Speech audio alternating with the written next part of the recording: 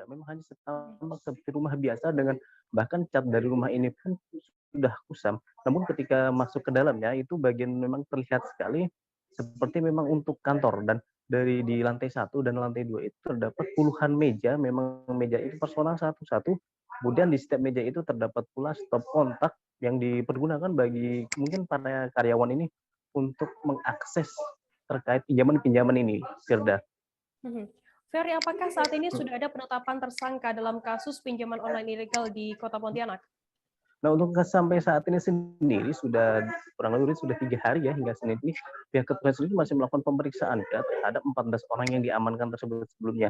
Sebelumnya kan memang pada hari Jumat tersebut pihak kepolisian selain mengamankan sejumlah barang bukti, komputer dan sebagainya, itu juga mengamankan 14 orang karyawan dari perusahaan tersebut, dan sampai saat ini belum ada penetapan tersangka sama sekali dari pihak kepolisian, dan karena pihak kepolisian masih melakukan pengembangan terkait kasus ini, Firda.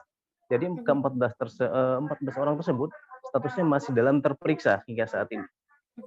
Oke, Ferry, mungkin berdasarkan informasi yang Anda himpun di lapangan, sejak kapan pinjaman online ilegal ini sudah beroperasi di Kota Pontianak? Nah, kalau untuk pinjaman ini sendiri sudah setahun belakangan beraksi di Kota Pontianak, Hidayah. Dan untuk jumlah nasabah dari pinjaman online ilegal yang ada di Kota Pontianak ini sendiri yang kemudian berusaha digerebek Polda itu mencapai 1.600, dan perusahaan ini sendiri PT Sumber Rezeki Digital ini menggunakan 14 aplikasi yang memang tidak terdaftar di OJK. Kemudian selain itu dari 1.600 tersebut, 1.600 nasabah, perputaran uang di perusahaan ini sendiri mencapai lebih dari 3 miliar rupiah. Jadi memang perputaran uang pinjaman online perusahaan ini sendiri cukup besar di Kota Pontianak. Dan ini juga masih terus dikembangkan oleh pihak kepolisian. Apakah memang masih ada data-data lainnya terkait kasus ini sendiri? Ferry, apakah warga sekitar ini di sekitar lokasi tersebut sudah mengetahui adanya operasi pinjaman online ilegal?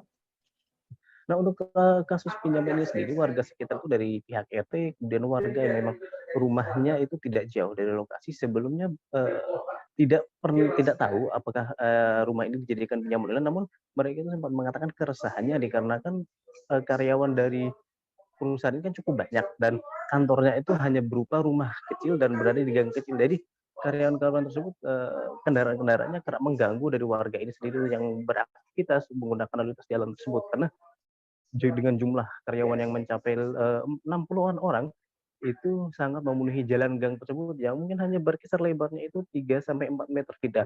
Nah, kemudian warga sekitar juga itu sering mendengar adanya kegaduhan dan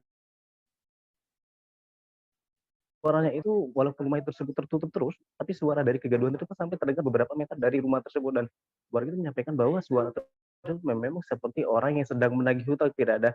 Jadi kecurigaan warga ini juga sudah cukup lama, dan pihak warga sendiri sudah melaporkan ke pihak terkait, namun mungkin baru kali ini saja dari mereka melakukan penggerebekan terhadap kantor tersebut, Firda. Baik, terima kasih rekan jurnalis dari Tribun Pontianak, Ferianto atas laporannya. Selamat bertugas kembali. Aktivitas mereka berarti tertutup ya, Pak? Ya. Aktivitas mereka di kantor itu berarti tertutup? Tertutup. Nggak tahu gitu? Enggak tahu. Tertutup, Mas. Tertutup kali. Dan berapa kali itu ke sini minta ini, minta izin ini. Tentu saya enggak pernah mengizinkan untuk parkir motor pun enggak boleh. Enggak saya izinkan untuk di daerah ini. Untuk Pekerjaan apa Pak? Provider atau gimana? Enggak jelas. Mereka cuma nyewa rumah terus berkantor di situ gitu. Terus yang melapor ke Bapak, bosnya atau karyawannya, Pak? Waktu itu saya nanya itu bosnya katanya Jakarta kah apa gitu ya. Pokoknya yang dipercaya gitulah yang datang itu. Siapa Pak namanya yang datang? Nggak tahu saya, ada 3 orang. Dari 3 orang itu nasi muda 2. Nggak lupa saya. Itu tahun bulan berapa Pak? Tahun ini atau tahun sebelumnya Pak? Tahun 2020? Udah lama itu. Hampir setahun lah ini. Oh, berarti mereka udah lama juga beraktivitas di sini? Iya. Pak, ada berapa banyak sih Pak di sana? Menurut informasi itu 40-an orang. Nah, mungkin bisa lebih dari laporan kami.